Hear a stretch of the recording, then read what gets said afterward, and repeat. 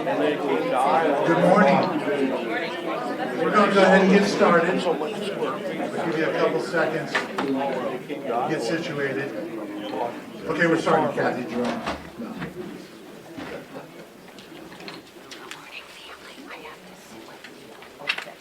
Well, it's great to have you here.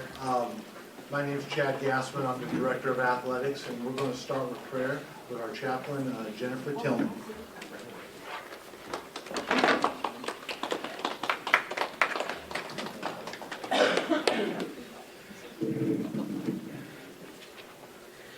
Good morning, everyone.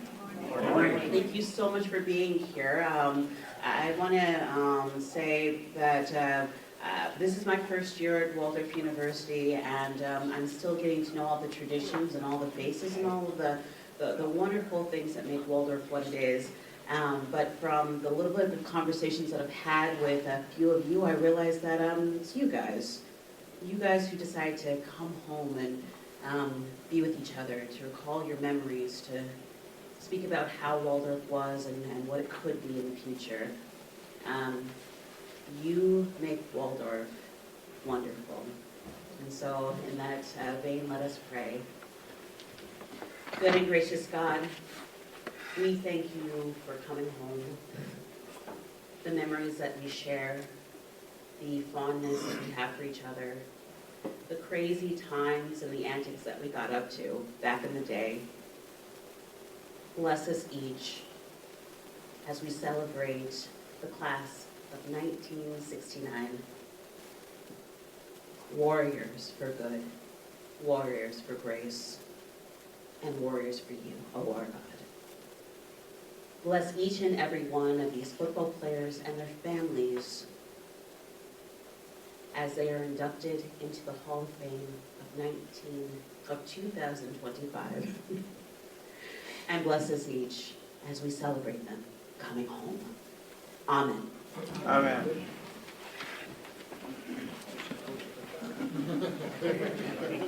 Our head coach. Thank you, Jennifer. A few reminders, because if I don't do it now, I'll forget. We'll mess everything up. So team pictures are in the mezzanine after this ceremony. Lunch will be in the mezzanine. This is the mezzanine at 11 a.m. Feel free to explore campus, but this is important. Meet us at the north end of the football field by the concession stand about 5 minutes before half, okay? Because you'll be honored during halftime. And if you need game tickets, we have them over there, Jenna. Well, we have them there right now, but we'll make sure we'll have them over there. If you need a game ticket, grab a game ticket, okay?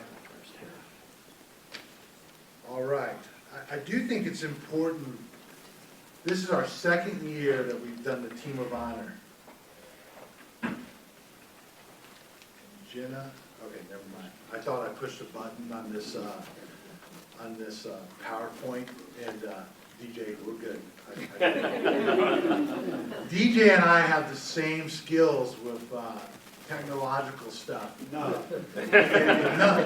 We have big bins of notebook paper and vanilla folders, and so we get nervous around this stuff. So in 30 minutes before the thing started, the PowerPoint wasn't working, but it does now, because we believe in prayer and everything's going to go great. Okay, so where am I at? I'm off thing. But Team of Honor. So we did the 80-81 baseball team last year, and now we're doing the 69-70 football team. It is part of the Hall of Fame committee. The Hall of Fame committee is the one that decides this. We just felt we needed to do a better job for the specific teams instead of putting them in a Hall of Fame night where, you know, you just get your due diligence towards you. So this has really worked out really well, and we had a great time last year with the 80-81 baseball team, and I know that there's been a lot of work been put into this. So I want to thank some people. The Hall of Fame committee, Don Johnson, Denny Jerome, Joe Talgis, Denny Gilbertson, Theo Showman, and Ryan Flickinger. I also want to thank my boss. I said it last night, I'll say it again, not just because he's here. He's a great boss, our president, Dr. Alsop. I want to thank Cindy Carter and Chaplain Tillman. Our admin staff. None of this stuff happens. DJ and Jenna worked countless hours on getting these slideshows and the whole logistics done. And that's why it's been so devastating if we wouldn't have gotten it done, because there's so many hours put into this slideshow. So Jenna and Noah Miller, my game man, Noah Miller's an alumni of here, played point guard on the basketball team last year, was an intern in our athletic department, and I saw a really strong skill set. I think this thing just turns off. Can you hear me now? No, it's not, it's off. So, now it's on. Yeah, so remember that, speakers, you might have to just hit it. So Noah Miller was an alumni, and he's now our game manager, so he's controlling the show out there right now while we're in here, so hopefully the teams aren't here yet. So, okay, and then Callie Schmidt and Kat Evans. Yeah. Just pull it closer. It's turned off, yeah. Okay. We're gonna be out. We're gonna have to talk loud. So, and then our foundation, Severin Roberts, Rod Schultz, and Theo Showman and Cheryl Barber. Brian Killey has been working really hard with our catering service. And then, do we have any Hall of Famers here? DJ, who, any other Hall of Famers? Neil Boyd. Yeah, that's the last night. And then, do you have any coaches or former coaches in attendance? And then I want to thank you. And then all the spouses in attendance that make this work, thank you so much. And we'll, further ado, we'll start the presentation. Let me try one more time. Yes. Okay.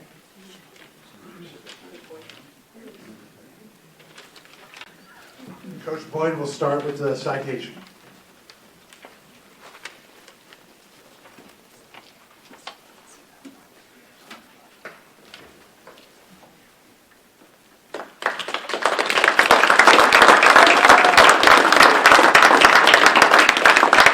A lot of memories were kindled last night. You know, my wife and I talked about it afterwards, and we said, you know, she said she accuses me of going down to the store and forgetting to get the milk. But she was amazed at the number of names that I still remembered from almost 60 years ago. And sitting at tables afterwards last night and meeting some of these people, and some of them had to have changed a little bit. Just a little. But their personalities are still there. A couple of them are sitting here right now, looking at me, at this table right here. It was a special night for me, and I think for Waldo. Because what happened was friendships, memories, enthusiasm, we're all there. What more can you ask for? It was a good time. Then he asked me to read the citation for the football thing. But I'm going to bring one thing up first. Al Nortzing is sitting down there. He and I got talking last night. And of course, some of the talk went back to Tiny. And I talked to Al and I said, do you remember that this is my first year of coaching at the college level. And I said, you remember one of the things you and I talked about when we started? He was from Winona, Minnesota. I was from Northfield, Minnesota. So we had a connection there. I said, Tiny, and you are gonna lead us here right now offensively. And we had a play, and he even remembered what it was. 126. That was the ball being handed off to Al, and I told him, I said, you grab a hold of Tiny's belt buckle. And you follow him. Hold on to that belt buckle. And Al came up to me after and he said, that really worked well.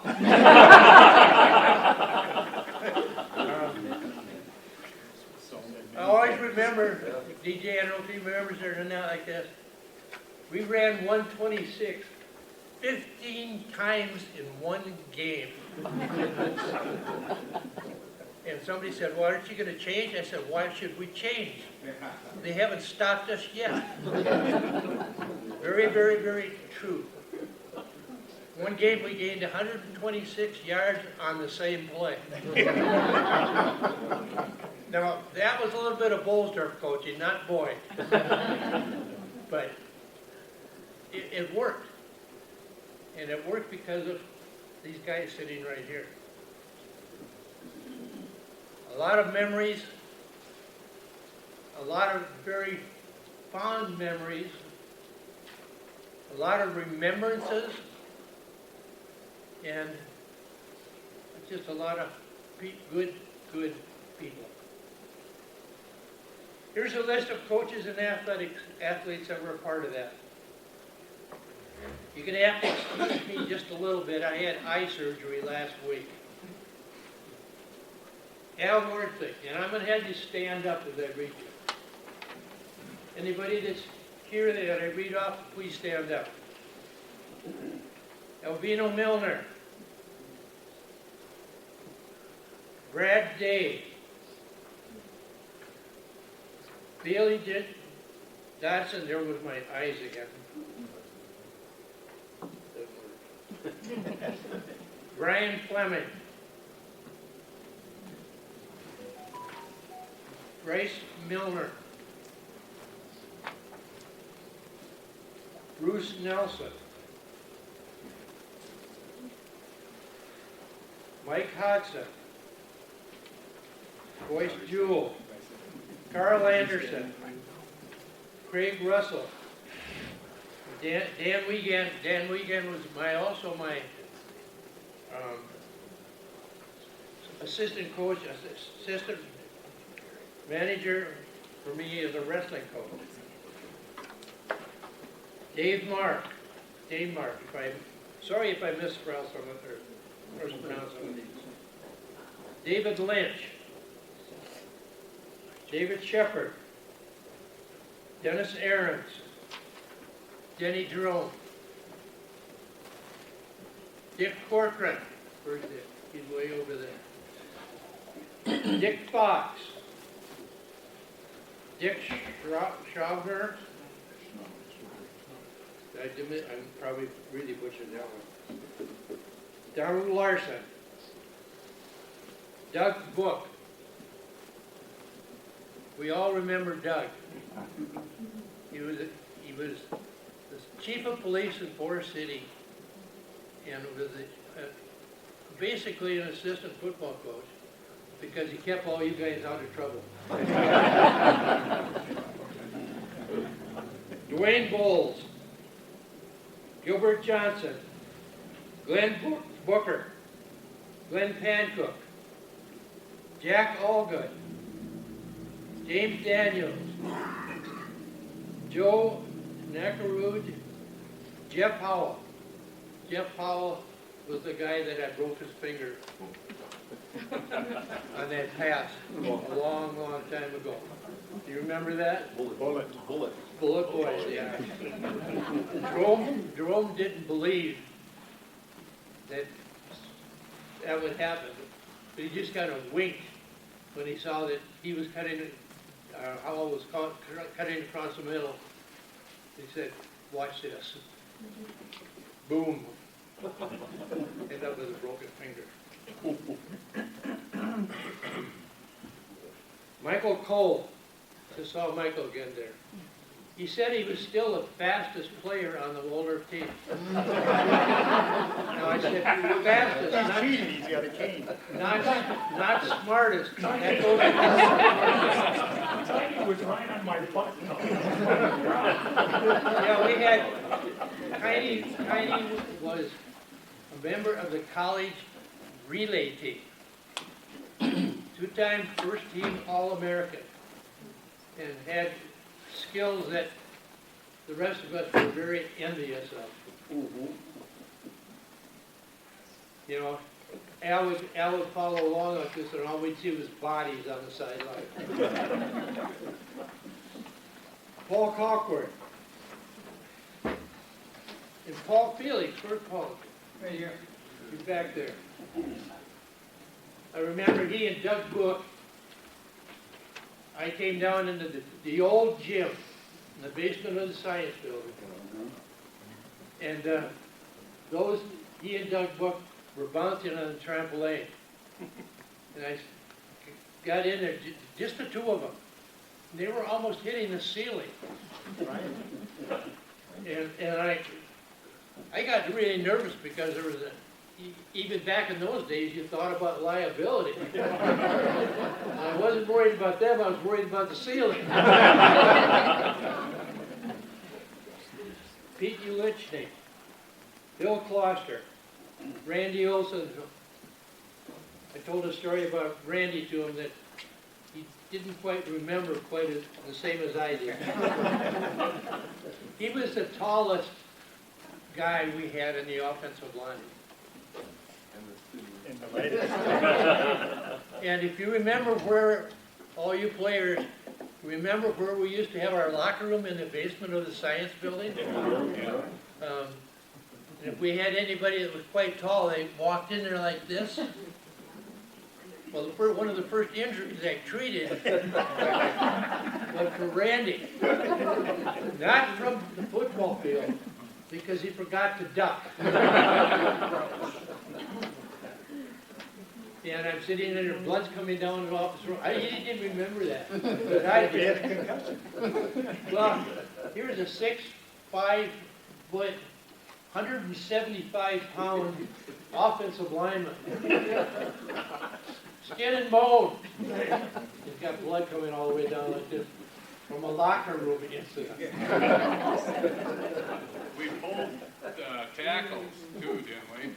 We pulled the tackle too, but like Dick said, you know, Randy was fast, believe it or not. And, but he didn't bowl people over quite like Tiny. But he was very smart in technique, probably the best guy, one of the best guys we ever coached.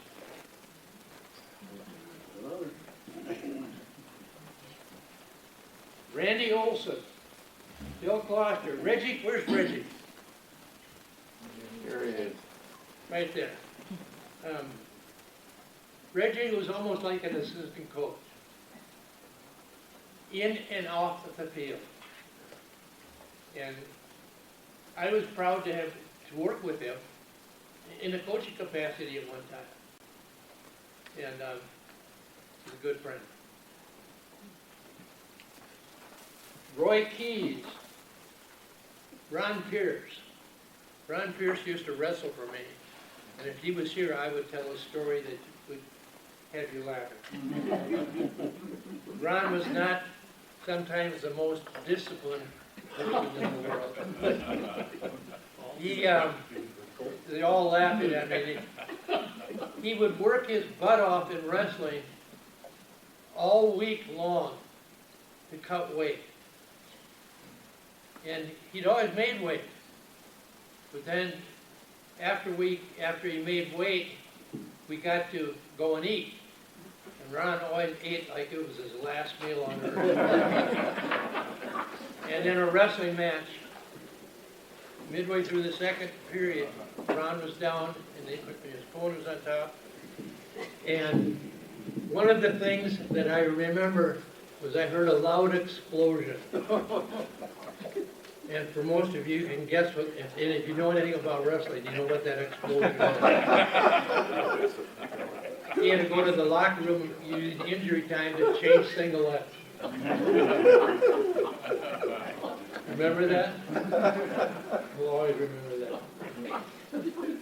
Spencer Olson was a manager, who was in wrestling, was my right-hand person for a couple of years. And I really, Steve Wagner. Steve, you look like you could run 100 just as fast as you did before. Well, thank you. But was driving a car.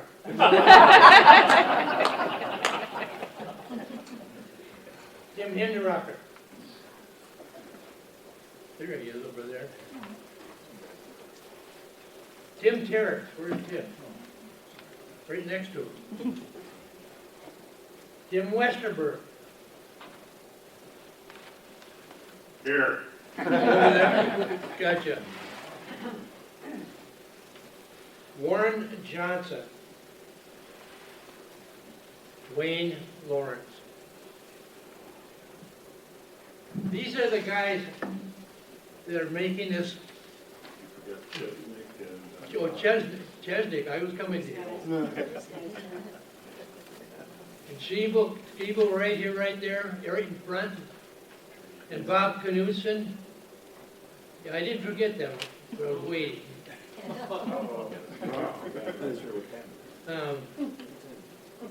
I met this gentleman over here, was it a year and a half ago? 3 years ago. 3 years ago. His house was just across from my son's house. And we didn't know about it. But stand up. And we finally figured it out, that we knew each other. And then he moves away.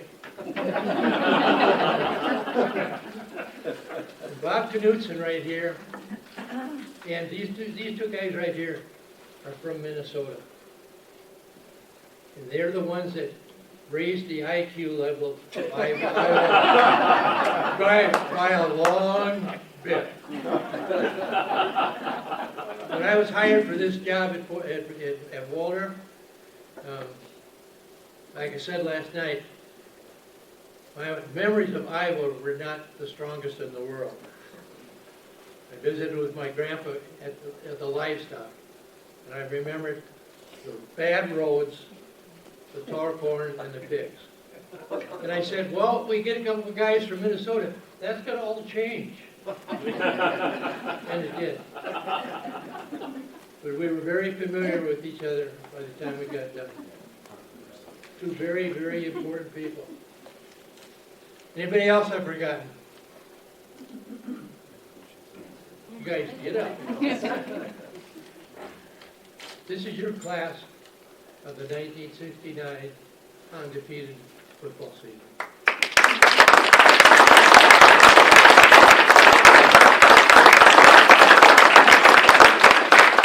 I consider it a real honor to have been a part of it, even to a little bit.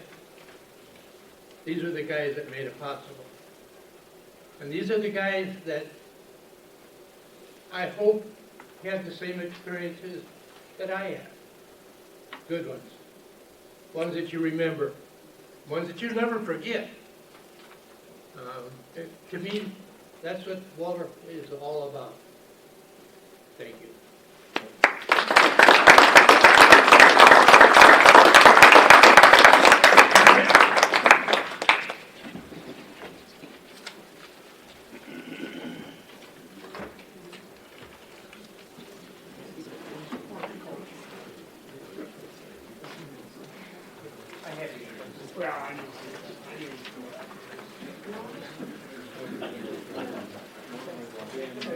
He and I had a good time.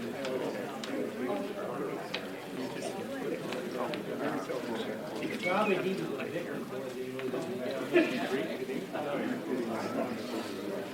was. We had a old drill called Walker. He was always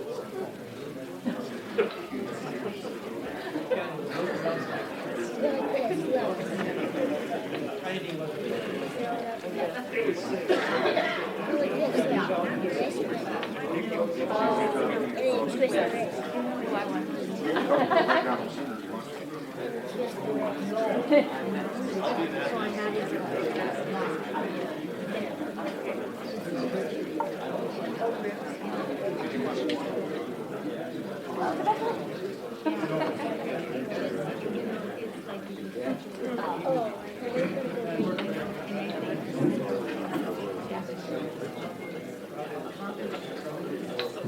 We're ready to continue here. My boss told me last night that I had to have to do a better job speaking into the mic. And then we find out it was the mic's problem. Well, we don't know that for sure. Good morning, teammates, family members, friends. Great to have you here. It's a great turnout, and I'm really glad to see people. I know that there are a lot of people that haven't connected with each other 50 to 55 years, so it's great to have everybody together. Then I would say on behalf of my teammates, I would say thank you to Dr. Alsop, Mr. Gassman, the Director of Athletics. Hall of Fame Committee, I don't know that any of them are here today, but thanks to them because they made a great selection. And then I want to give thanks to Jenna too. Jenna went above and beyond on this event, and believe me, everything that happened, she touched. And as you go through the day, you're going to see a lot of good things that have happened. And I've got a lot of things I want to cover here, and we'll bounce around a little bit. Also want to thank my wife, Kathy, because she did a lot of miscellaneous around the house, especially with the computers and putting things together, and so appreciate that too. So the 69 football team was really, really good. And now I'm going to read a script in a little bit what the team did, but there are a few highlights that I want to point out. First of all, we averaged 26 points a game. Defense was exceptional. Believe me, exceptional. When you see, here are the stats that we speak into the mic. Okay. She's not them. When you see that 5 straight shutouts at the beginning of the season, 2 touchdowns for the year, 17 points total overall. That's unbelievable. I mean, you just don't hear those stats anymore. So congratulations to a lot of these guys in here that were on the defense. I want to acknowledge a few people. I've got a slide presentation that I'm going to show you here in a little bit, but I want to acknowledge a few people that need acknowledgement, 3 individuals especially. First of all, Coach Boyd. I want to just speak to him a little bit. Everybody knows that he was inducted into the Hall of Fame last night. Nickname is Bullet, and that's a complimentary nickname, believe me. And like he said earlier, 69 was his first year here. He Hall of Fame last night, and I just want to read something. Some of the people that were at the Hall of Fame last night heard this comment. This was out of the lobbyist from 1969. Rookie of the Year award this year should be going to Coach Neil Boyd. It seems whenever you talk to a player about a certain problem concerning his playing or the team's playing, he will answer, Coach Boyd says, or Coach Boyd is working on that. He is certainly a key part of this outstanding team. And so congratulations on to Coach Boyd. And, see, make sure I have it. Okay. The next individual is somebody that's already been talked about, and I will just throw a couple things in here. We know what a great athlete Bob Bachman was, and had a storied career, and we called him Tiny. There was an occasion that up at when he was at North Dakota State and I was at Concordia, we were just across the river. There was one time where he told me, he said, don't call me Tiny around the because they had some bigger people than he was. They might have been bigger, but they weren't as good as he was. A couple of things I want to just say about him, and the athleticism was unbelievable. That guy in high school ran a 10-200 back when they run the 100-yard dash. And when he was in professional wrestling, he for a TV promotional, he bench pressed 500 pounds. I 500 plus pounds. And then people that know sports knows that's unbelievable. So Tiny was one of the most dedicated, probably the most dedicated individual, an athlete that I've ever been involved with, and very focused and an example for all of us. And once again, I'm sure Coach Bolstorff just loved having him on the team because put him at offensive guard and he can lead the way for Al. Put him at defensive end, and I know that some of the people in this room had to try to block him, and it was just a brick wall. He was unbelievable. But focus was one of his things. He was always the first one to practice. He would get into that squat stance and hold his helmet, getting ready for practice, mentally getting ready for putting a good practice together. After practice, he always ran up the hill, and I think somebody mentioned that walk down every day. Do you remember that? I mean, it was unbelievable. He would run up the hill, and he would lift weights, and he would beat everybody else up there. We'd be dragging up the hill, walking up the hill.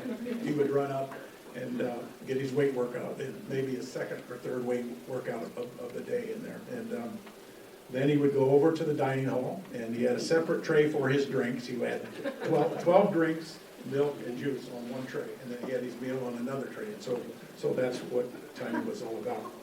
And then he went to bed about 8 o'clock, and they expected the floor to be quiet, and it was.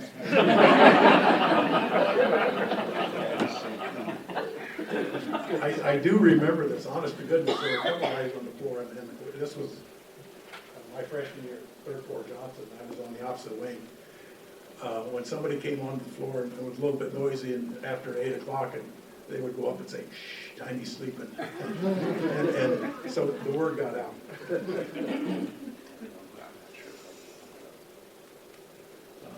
Tiny, there's the picture of Tiny. Tiny was an All-American in 2 sports, wrestling and in football. Over the 120 years of Waldorf history, we have 3 athletes that were 2-sport All-Americans, and Tiny was certainly one of them. So,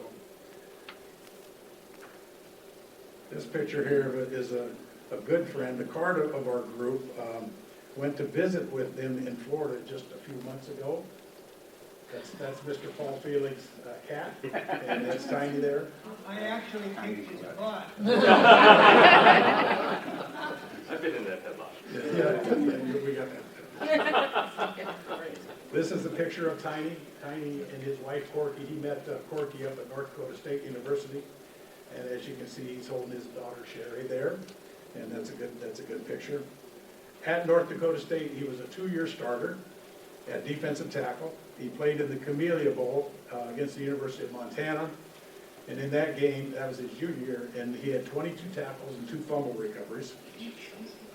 After the season, he dropped from 220 to 190 in 2 weeks, if you can imagine. Even fat people can't do that. And then in March, he won the national championship at 190. Some of us were there to see him and win that national championship. And he is in the North Dakota State Hall of Fame. I think there's a few pictures of him up there in professional wrestling.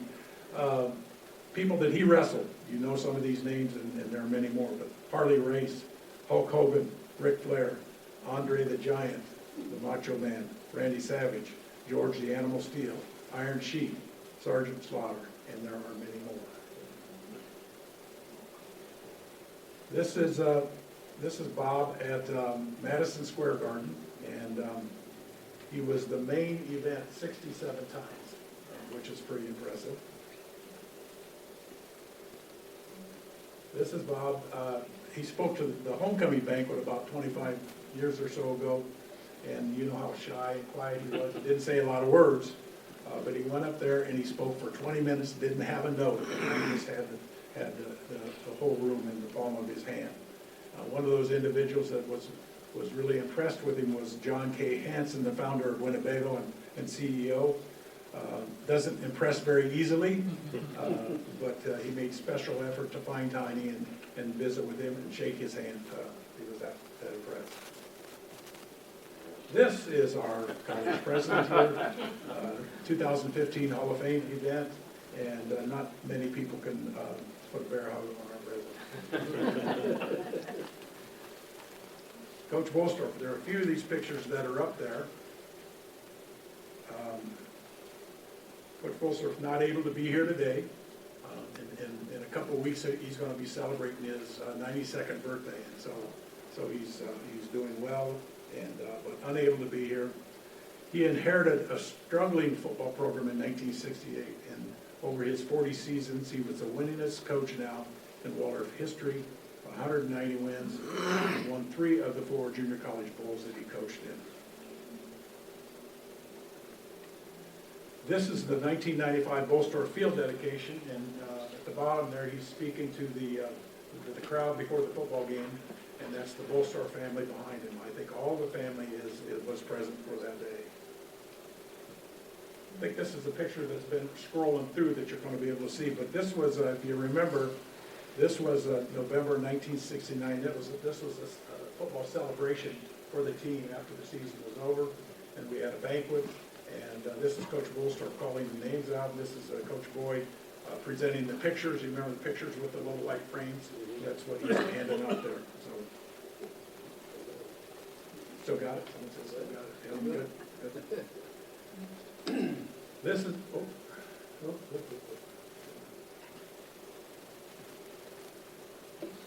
Okay, this is Coach.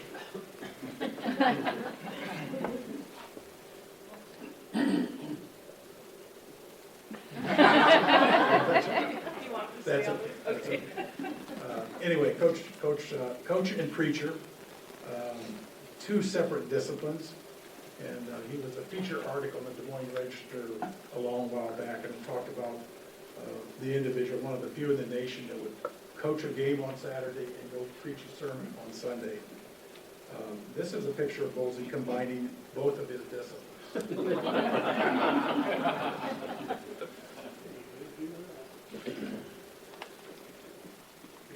going to just bounce away from the acknowledgments and just speak in general about some other things. I think everybody remembers that the Waldorf was quite conservative back then. Required chapel. Emmanuel Lutheran Church was full. I know that for at least at the early part of the year. People found a way to sneak away from it. Required religion class, but we called it Bible. No alcohol, and if they smelled alcohol in your breath, it was a $50 fine, if people remember that. And there was no dancing on campus. No dancing on campus until March of 1969, when there was, the student body was practicing the First Amendment right. And the protests brought the Board of Regents to campus, and at that point, dancing was permitted. So, I don't know if you're going to remember this guy. Anybody remember him? A few people remember him. That was our Dean of Students, Ken Johnson, and I think most people feared him because he was always around when you didn't want him around, especially at night. Reg and I got to know him afterwards, and he became a very good friend of ours and was a very gentle soul. This is our student body president, Reginald Green, and with some of his officers there. I don't know if you're aware that Reg tried out for quarterback on the football team. Are you aware of that? That did happen. And this is Reg when he found out that he was 4th team.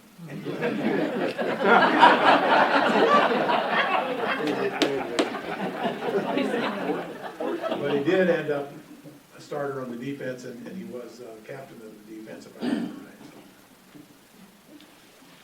A proud moment for me as the director of athletics was when I was able to present 2 of our teammates to the Distinguished Alumni Award, and that was Tim Terrace and Dick Corcoran.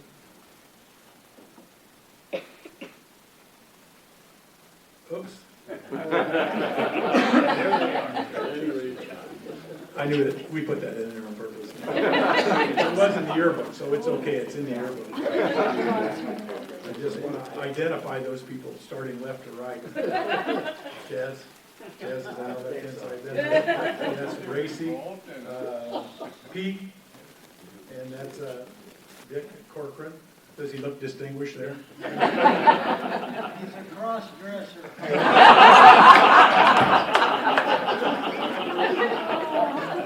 Well, thanks, Conservative college back then. Yeah, really. And then hiding in the background is Dick Schnarr. And Dick, probably on the hot seat, he's hiding in the back. He's on double secret probation.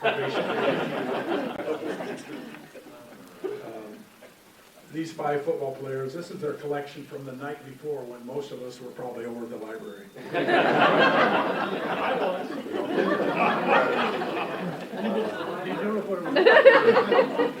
Who said that? Where's the library? Where was the library? You were still hiding in the women's dorm. Note this decor on the wall, it's from the late 60s and it's plain, simple, and modest, I guess. And the end of our slide presentation is 2 legends of Waldorf College, Waldorf University. A couple things off script here I just want to cover here. First of all, when we talk about something Jenna did, and I'll try to speak into the mic here. And you're going to receive some things, the football players are going to receive some things that she really made this very special. And first of all, you're going to get this commemorative program, which is going to be a schedule for the weekend, schedule for the day. There's a team picture in that, and that's the roster. There's also articles from the 4-City Summit of all 8 games that we played, which is sort of nice.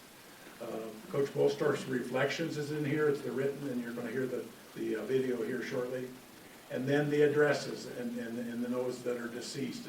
And believe me, it's taken 6 months to try to get that updated, and it's been long and tedious to get this because the database wasn't very good from the get-go. And so the addresses are in here, and so if you need to contact some people, you can do that. I might also add over here is a deceased table. Just walk by and find out those individuals that have passed away, and we've got like 8 of those obituaries, and we've got 2 other individuals that we weren't able to find that we know are deceased. Also within this is a citation, a certificate, and then bios. I mean, there's bios on each person that sent in information, what you've been doing throughout your life. That's in there as well. And so that was really impressive. A lot of successful things that have happened and represented yourselves very well and institution as well. A couple other things I want to mention too. You're going to probably have some time. We got lunch after bid here, but you're going to have some time. Feel free to walk around a little bit. I just want to point out some things you can look out at the window from here. Over here is the logo. The Jerome family commissioned Tim Terrace to make that logo, and he got permission from Vicki to do that. So you can take a look at that. Feel free to walk into the field house as well. There's a wall of fame and a trophy case over there. I might also add that our trophy was presented at that banquet that we had in November of '69. That's the trophy from that evening. As you walk out, you're going to see the Bolstorff Gateway. That was dedicated last year. Bolstorff Field, DB Track Gateway, that was dedicated last year at homecoming. And I know that we had some people that were here for that, and appreciate their donations for that as well as the other donations that I won't say too much about because Reggie's going to talk a little bit about the flagpole. And so take a tour around, drive through the campus. A lot of things, a lot of people here that have impacted Waldorf. And so thank you. The DJAC, yeah, the athletic center on the other side of the football field. Free to walk over there if you would like, or drive over if you like. And that has the football locker room, soccer locker rooms, classrooms, and offices up on top. It's primarily for the outdoor sports on the other side of there too. So, okay, I'm sure I'm forgetting something, but anyway. Okay, something else I want to read here.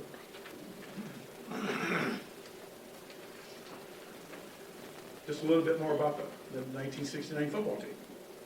1969 football team consisting of 51 players, 2 managers, 1 trainer, and 2 coaches worked together to finish the season undefeated.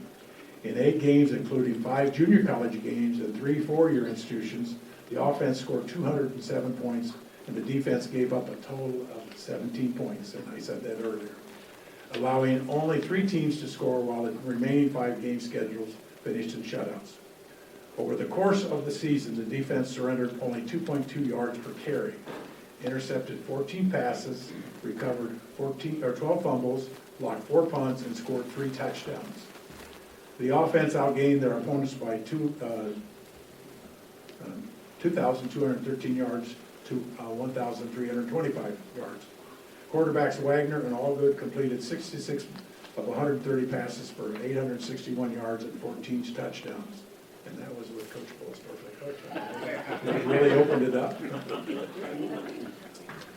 The team's leading scorers were Wagner with 39, including 21 extra points. Norsling with 36, and there was another guy listed in there, I won't say his name, and then Jim Daniels at 24. In the final game of the season, Waldorf entered the gridiron with a rival Nyack from Mason City, with Waldorf leading 7-3 in the third quarter. Wagner on 3rd down and 10 to go from the Waldorf 19 ran 81 yards for a touchdown. I think that's up on the screen somewhere, I believe. If not, I've got it at home somewhere.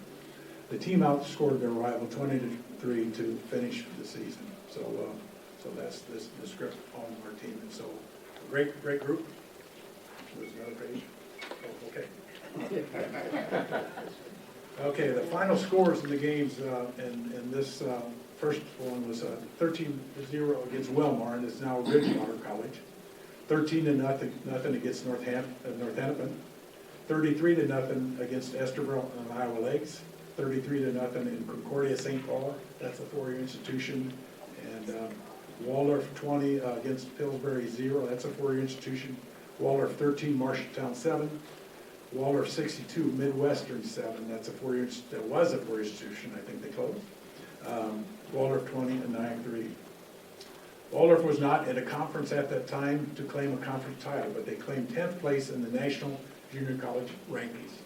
The 60-19 is one of the few undefeated teams in Waldorf's history, including both the 2-year and the 4-year.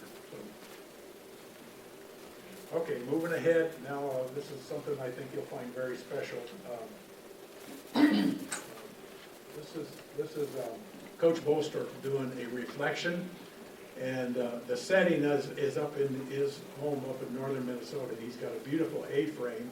His father was a game warden and spotted this site 50 or 60 years ago, spotted this site and said this is where he would want to retire. And so it's in the middle of a national forest, and on one side is a driveway that comes into his house, and then on the other side is a lake called Clear Lake, and it's actually clear. And there are 5 homes on that lake, and so it's a great location. Now, when you watch this, you'll see that it's a beautiful setting in the background, and the lake is to his back. And then you can see that, and you got to listen carefully because there's a rustling of the leaves. It's sort of difficult to hear, but I think you'll really appreciate it. And the script of this is in the commemorative program. You'll have that later. So, Jenna, are we ready? Guess I'll push that over. You'll have to wait a second time to start.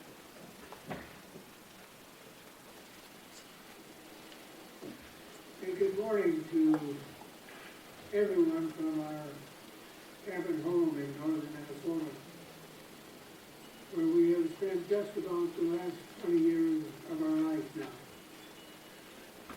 A couple of weeks ago, DJ sent me a picture of the 1969 Waldorf College football team, along with the roster.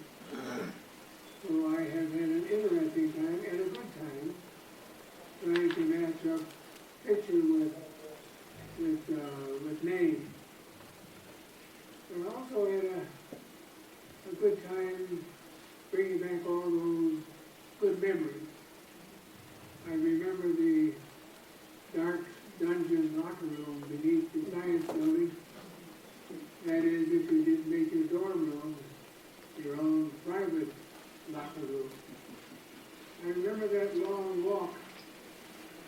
onto the field. The practice one, which was on the outfield, the baseball field, and the game one, which was next to the horse arena.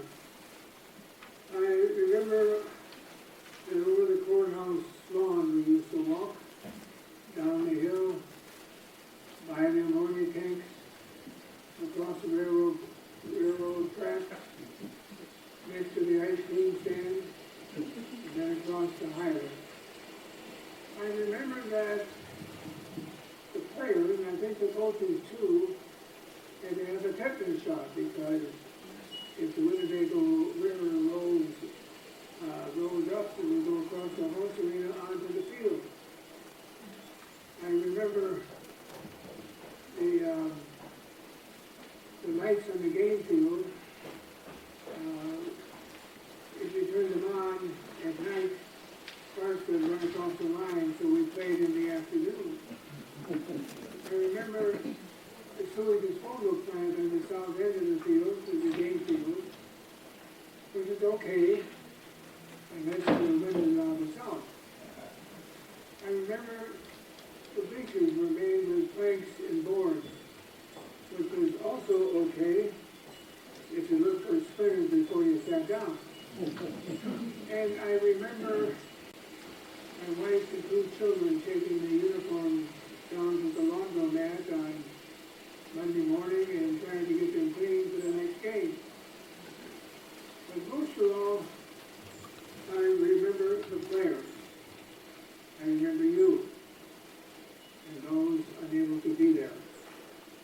Each one a special character by himself, from Bean to Buckland, but together having the character of being a very, very special team.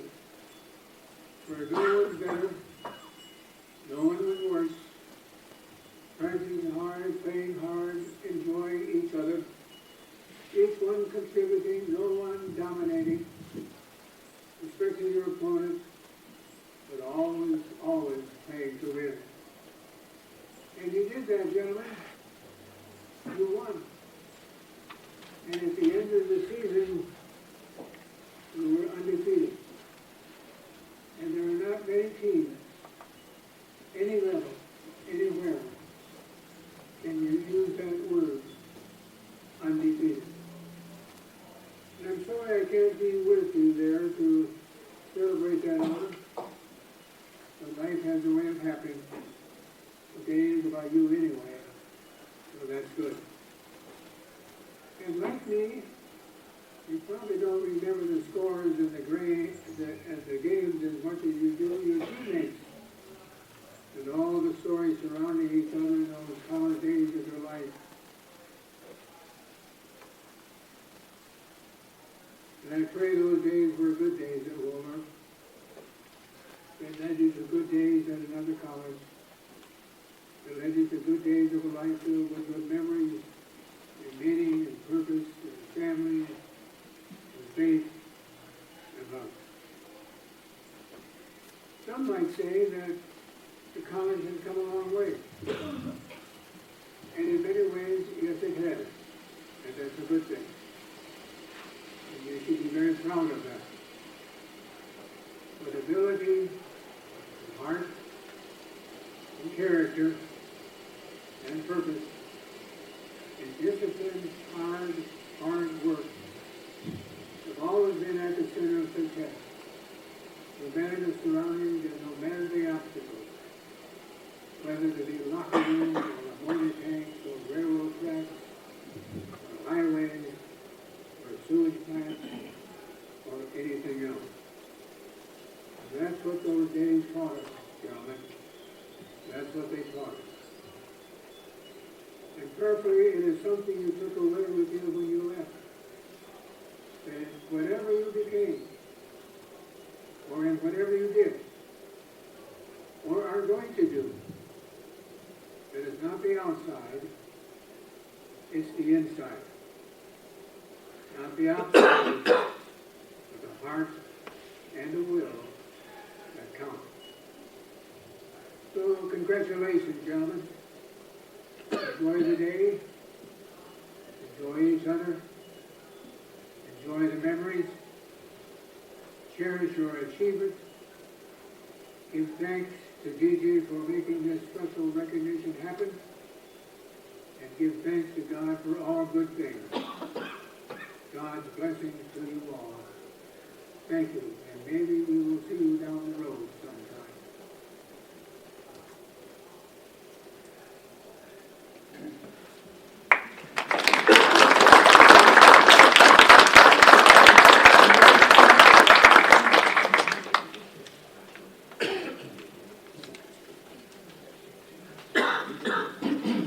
The football field is named. Coach David Bolsdorf. Football is the greatest team sport that there is. You learn so much about life through playing football, if you give your all to it.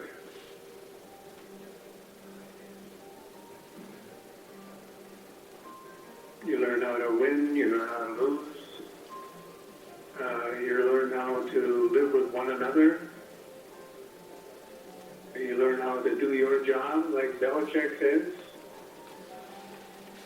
You learn how to get up when you get knocked down, just like the life we live in. So it's a great game and a great teacher. Life is not easy sometimes, and football is not easy sometimes, maybe a lot of the time. But if you learn how to give your all and play it correctly, you'll learn an awful lot about life and the living of life.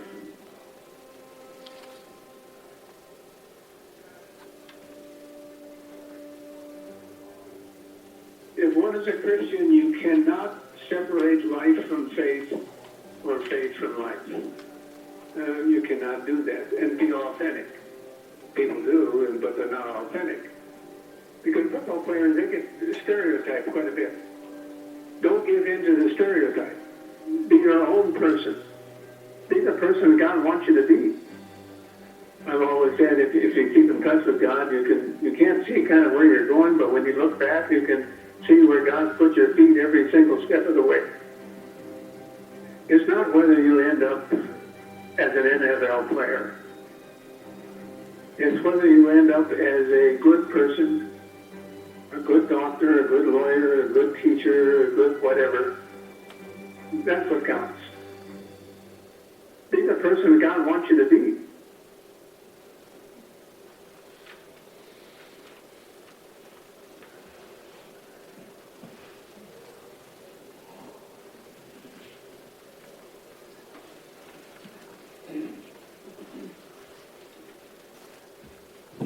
I feel, I can't top any of that. And, I know why DJ put me in this spot instead of him speaking that. We certainly all appreciate Coach Bolsdorf, and we all individually had our relationships with him. I was fortunate to not only be a player, but a coach. Not only did he help me in my, at that time, I wanted to be the first black head football coach at Ohio State, which can still happen. I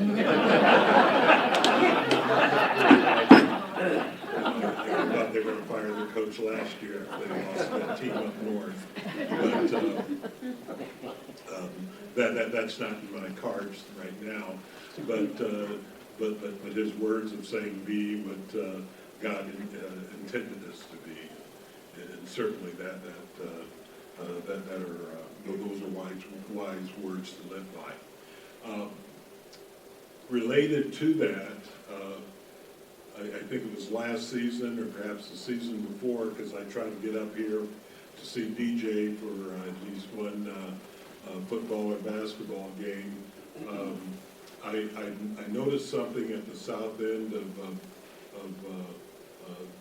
the Bolsdorf field that I thought, no, it didn't look quite right proportionally. the flagpole there seemed to be not quite, not very tall.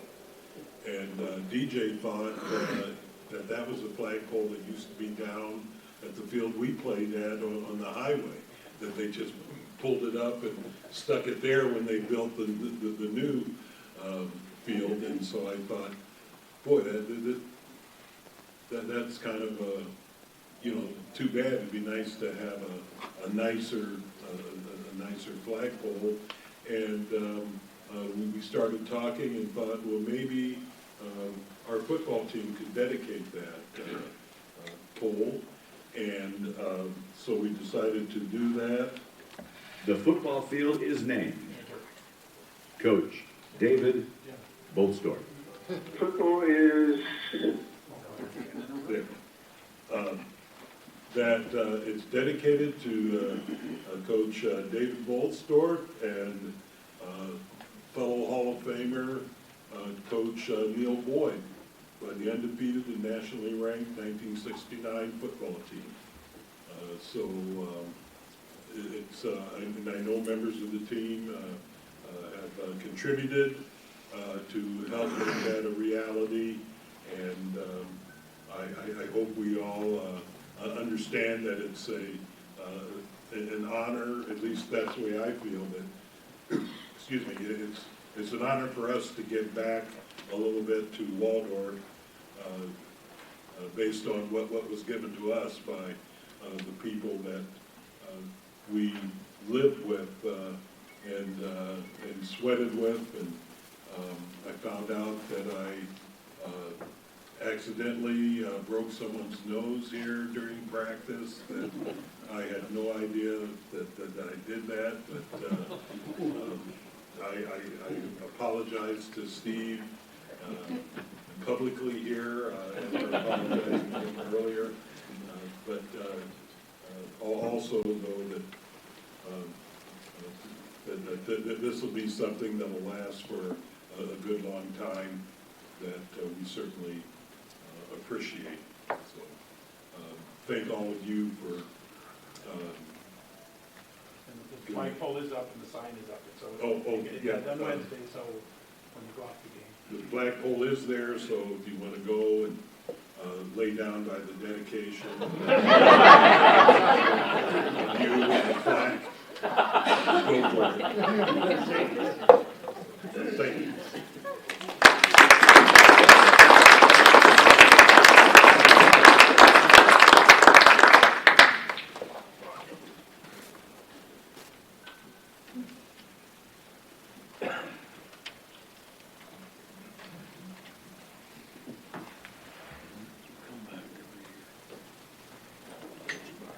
We're going to present the awards now. So Coach Neil Boyd, come on up.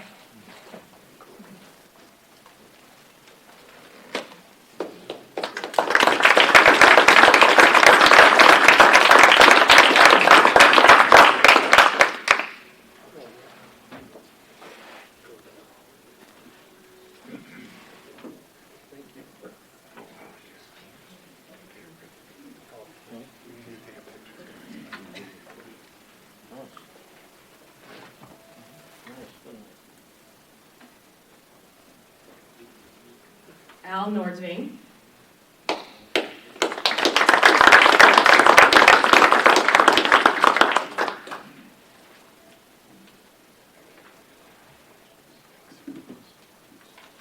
Always wanted to do this.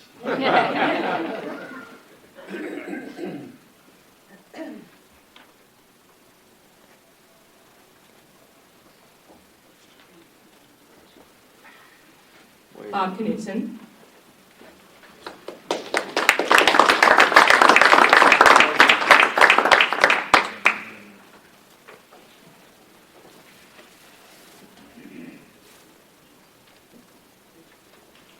Craig Russell.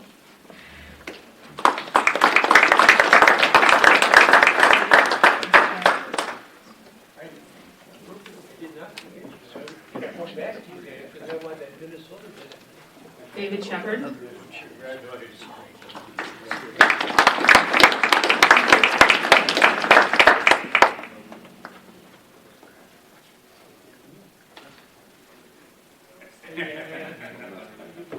Kenny Jerome.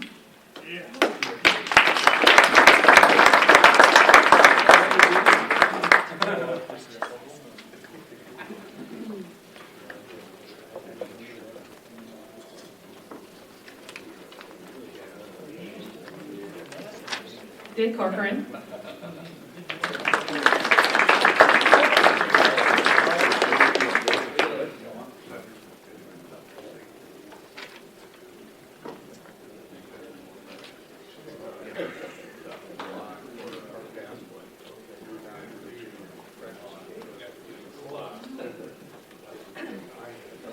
Jim Chesnick.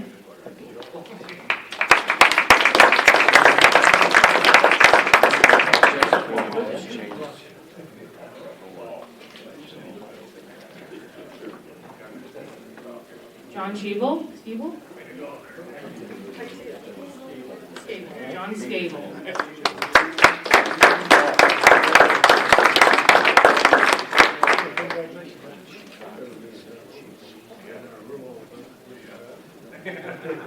Michael Cole.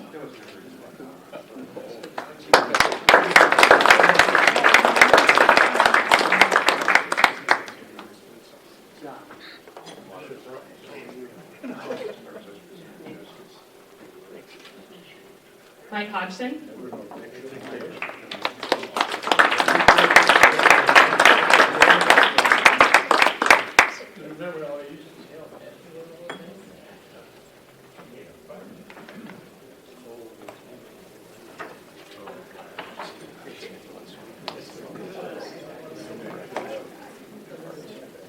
Paul Felix.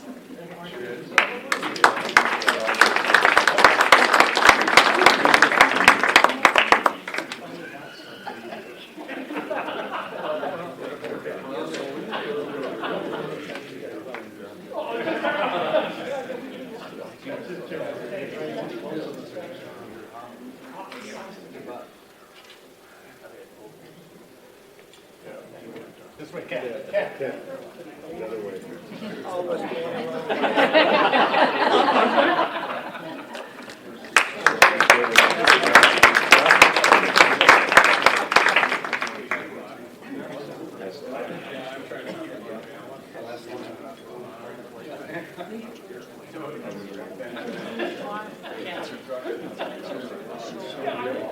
Randy Olson.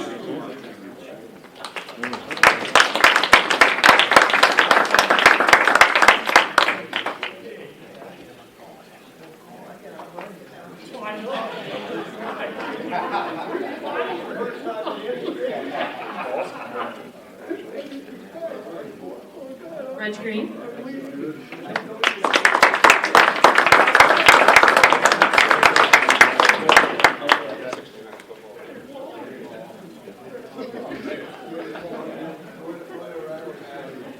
Steve Wagner.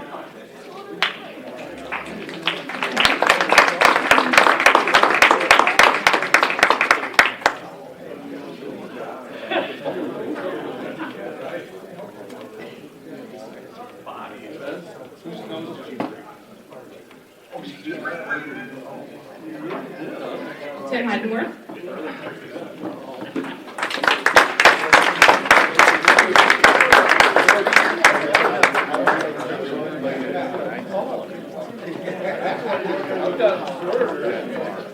Tim Terrace.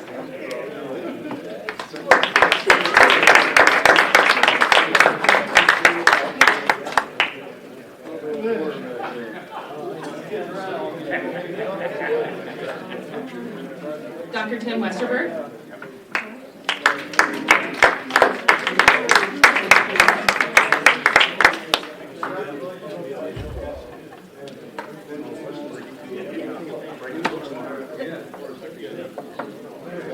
Jay Nacker.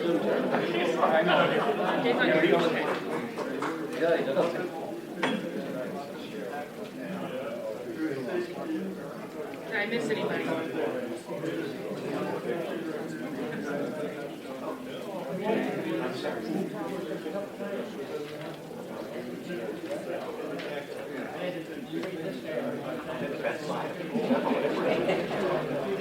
Can we get the other side?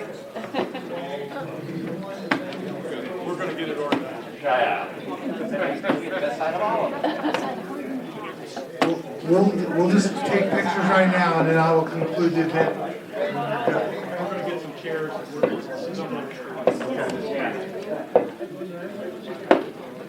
one gentleman over there. You know what, we're just gonna conclude the event.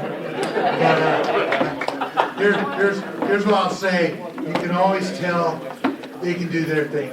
You can always tell a great leader and a coach when they're not fazed by certain things. Coach Boyd, I was messing with mics and everything, and he didn't even faze it.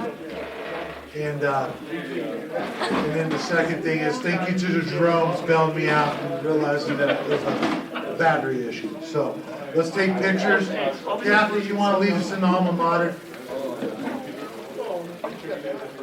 Yeah, let's do the alma mater. We're gonna do the alma mater.